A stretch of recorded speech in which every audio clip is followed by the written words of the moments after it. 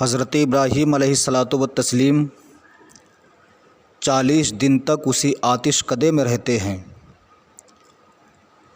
40 دن کے بعد اسی آتش کدے سے باہر نکلے، آپ نے ملک شام کی طرف سفر شروع کر دیا۔ ملک شام جاتے ہیں، 80 سال کی عمر شریف ہو گئی ہے، آپ کی کوئی اولاد نہیں۔ رب کی بارگاہ میں عرض کرتے ہیں، پروردگار میری کوئی اولاد نہیں ہے۔ ہاتھوں کو اٹھا کر دعا کرتے ہیں، رب حبلی من الصالحین، اے پروردگار مجھے ایک نیک بیٹا عطا فرما دے۔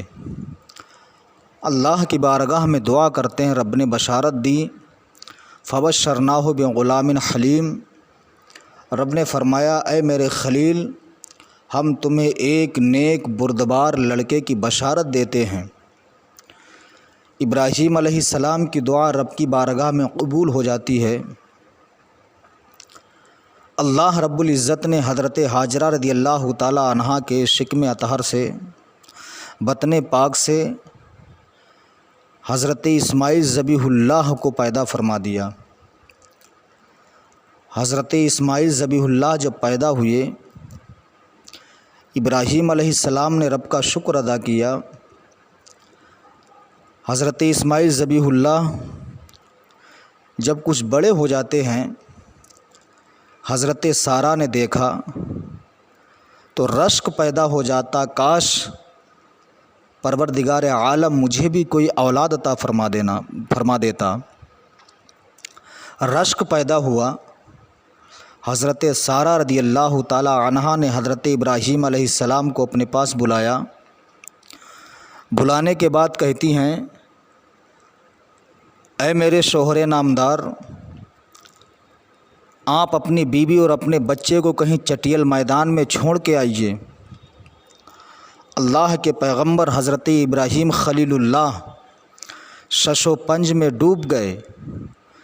رب کی بارگاہ میں عرض کرتے، پروردگار یہ سارہ مجھ سے کیا کہہ رہی ہے؟ مولا ایک ہی بیٹا ہے، اپنے اکلوتے بیٹے کو اور اپنی بیوی کو چٹیل میدان میں، بیابان میں، جنگل و صحرا میں چھوڑ کے آؤں؟ رب نے فرمایا، ہاں اے میرے پیغمبر ابراہیم، جو سارہ کہہ رہی ہے اس کی بات پر تمہیں عمل کرنا ہوگا۔ حکم خدا بندی سنا۔ حضرت ابراہیم علیہ السلام نے اپنی بیوی حضرت ہاجرہ سے کہا، چلو ہم تمہیں کہیں لے کر کے چل رہے ہیں، بچے کو تیار کر دو، کچھ کھانے کے لیے رکھ لو۔ اتنا کہا، حضرت ہاجرہ رضی اللہ تعالی عنہا نے تھوڑا پانی، مختصر سی کھجوریں رکھ لیں۔ بیوی بچے دونوں تیار ہو گئے۔ حضرت ابراہیم خلیل اللہ نے ان کو سواری پر بٹھایا۔ بٹھانے کے بعد لے کر کے چل دیتے ہیں، بہت دور لے کے چلے جاتے ہیں، جو ایک جنگل و بیابان میں، دور دور تک کہیں پانی کا نام و نشان نہیں ہے، کوئی پھل بھی نہیں ہے۔ حضرت ابراہیم علیہ السلام ایک پہاڑی کے پاس پہنچے۔ پہنچنے کے بعد اپنی بیوی اور بچے کو وہیں پر چھوڑ دیتے ہیں۔ چھوڑ کے جب چلنے لگے، حضرت ہاجرہ رضی اللہ تعالی عنہا پیچھے دوڑتی ہوئی آتی ہیں۔ آنے کے بعد کہتی ہیں، اے میرے شوہر محترم، آپ مجھے کہاں چھوڑ کے جا رہے ہیں؟ اس چٹیل میدان میں، جہاں نہ پینے کے لیے پانی ہے، نہ کھانے کے لیے کوئی پھل وغیرہ ہیں۔ ابراہیم علیہ السلام خاموش۔ پھر حضرت ہاجرہ نے پوچھا، میرے شوہر کیوں چھوڑ کے جا رہے ہیں؟ یہ آپ کا اکلوتا بیٹا، آپ کا چہیتا، آپ کی آنکھوں کا، آپ کے دل کا چین ہے، یہ آپ کا لخت جگر ہے، اس بچے کو بھی چھوڑ کے جا رہے ہیں؟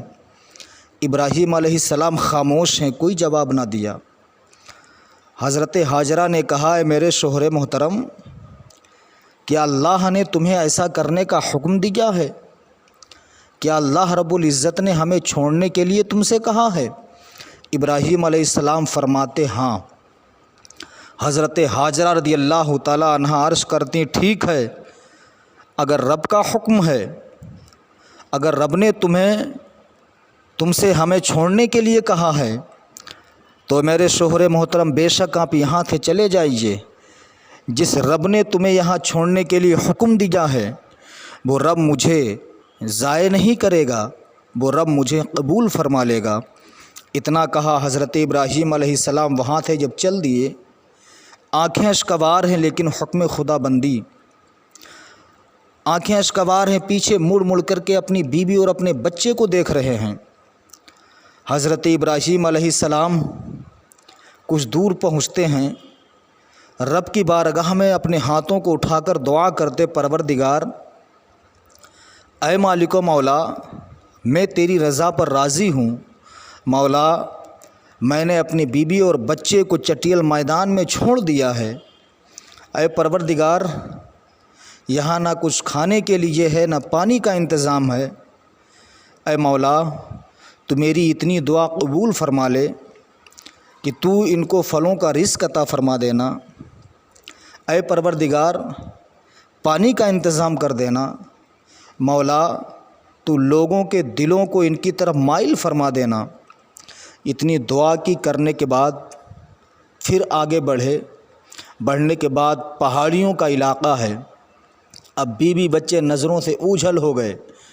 ابراہیم علیہ السلام جب پہاڑیوں کے آگے نکلے تو اپنی گھوڑے پر بیٹھ کر کے رب کی بارگاہ میں دعا کرتے ہیں، مولا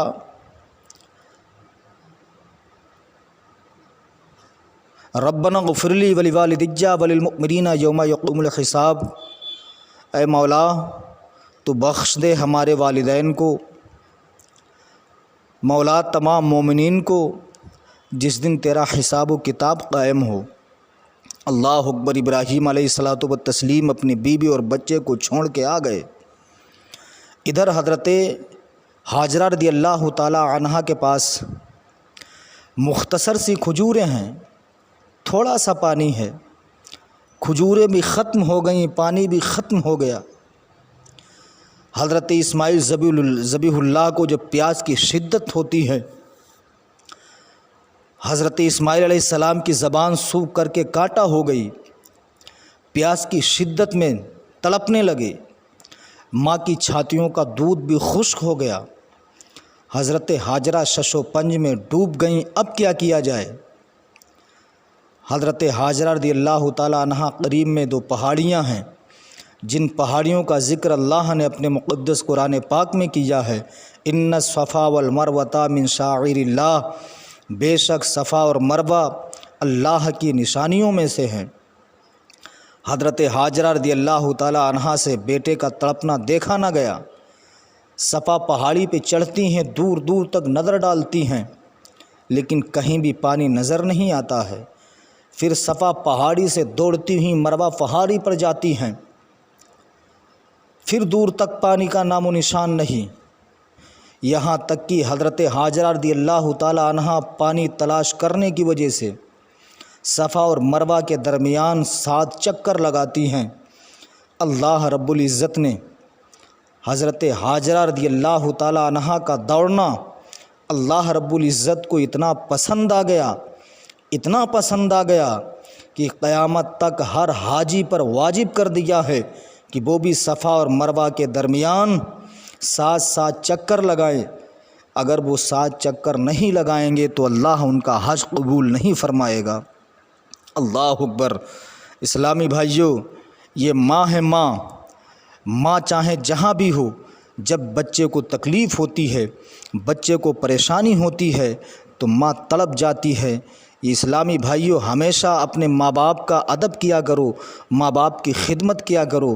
ذرا آپ اندازہ لگائیے، یہ ماں ہے جس نے ہمیں اور آپ کو کم و بیش 9 مہینے تک شکم میں رکھا، 2 سال تک اپنی چھاتیوں کا دودھ ماں پلاتی ہے، پھر ماں تمہاری پرورش کرتی ہے، ماں تمہاری تربیت کرتی ہے، پھر تمہیں بڑا کرتی ہے، اور جب تم پر جوانی آتی ہے، جب تمہاری شادی ہو جاتی ہے، اپنے بوڑھے ماں باپ کی طرف تم مڑ کے نہیں دیکھتے ہو۔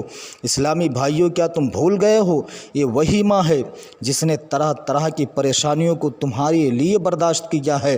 کیا تم بھول گئے وہ ٹھنڈک کا موسم کہ جب تم بستر پر پیشاب کر دیا کرتے تھے تو تمہاری ماں خود بھیگے بستر پر لیٹا کرتی تھی، تمہیں اپنی چھاتیوں پر سلایا کرتی تھی۔ اسلامی بھائیوں، یہ ماں ہے جس کے قدموں کے نیچے جنت ہے۔ نبی فرماتے ہیں الجنت تحت اقدام الامہات، نبی فرماتے جنت ماؤں کے قدموں کے نیچے ہے۔ اسلامی بھائیوں، کبھی آپ نے سوچا کہ اللہ کے رسول نے یہ کیوں فرمایا جنت ماں کے قدموں کے نیچے ہے؟ نبی یہ بھی تو فرما سکتے تھے جنت ماں کے طلبوں کے اوپر ہے، جنت ماں کے قدموں کے اوپر ہے، جنت ماں کے شکم پر ہے، جنت ماں کے چہرے پر ہے، جنت ماں کے سر پہ ہے، لیکن نبی نے یہ نہیں فرمایا، بلکہ نبی فرماتے جنت ماؤں کے قدموں کے نیچے ہے۔ اس لیے نبی نے فرمایا تاکہ دنیا جان جائے جب ماں کے طلبے کا یہ عالم ہے، پھر ماں کے پیٹ کا عالم کیا ہوگا، ماں کے چہرے کا عالم کیا ہوگا، ماں کے سر کا عالم کیا ہوگا۔ اسی لیے کہنے والے نے کہا ہے جب ہم ماں کی دعا لے کر گھر سے نکلتے ہیں محسوس یہ ہوتا ہے کہ جنت میں ٹہلتے ہیں۔